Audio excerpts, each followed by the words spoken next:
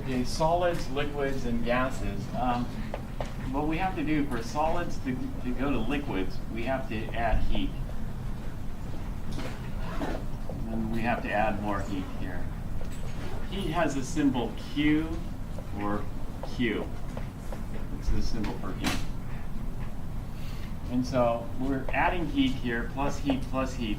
To go in the reverse, we have to remove heat. So if we want to condense a gas, we'll have to cool it down.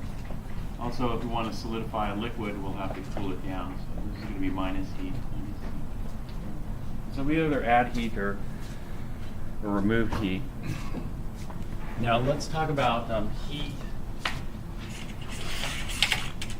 and objects. There are two ways we look at heat.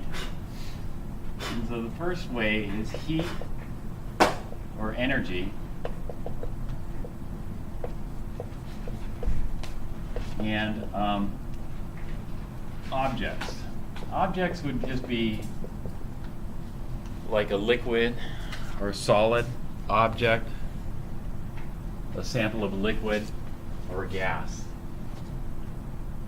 And so what we have when we have heat in objects is we either warm the object or cool the object.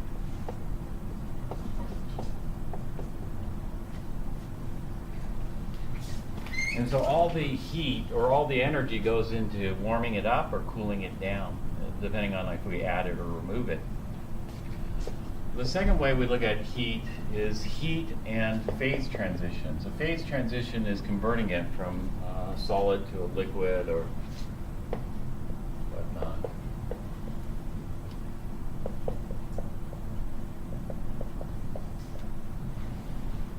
And so this is either going to be like melt the solid or boil the liquid, or it could be freeze or condense.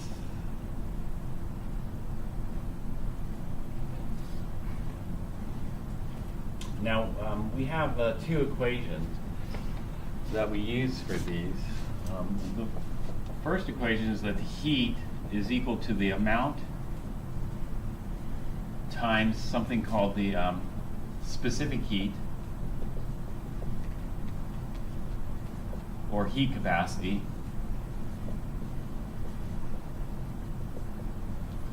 times the change in temperature, change in temp. And so this equation is usually given as Q is equal to M, where M is the mass, so it's the amount, times C. C is the specific heat, times delta T, which is the change in temperature. So when we're cooling or warming objects, we use this equation, MC delta T.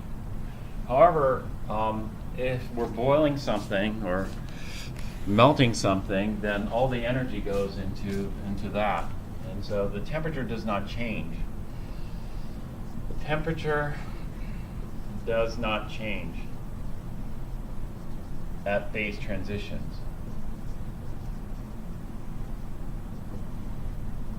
And so the equation looks a little different. The equation is going to look like this. It's going to be heat is equal to the amount times delta H of the phase transition.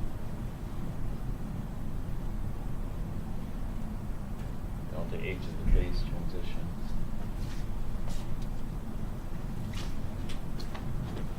And so we could look at some sample problems here.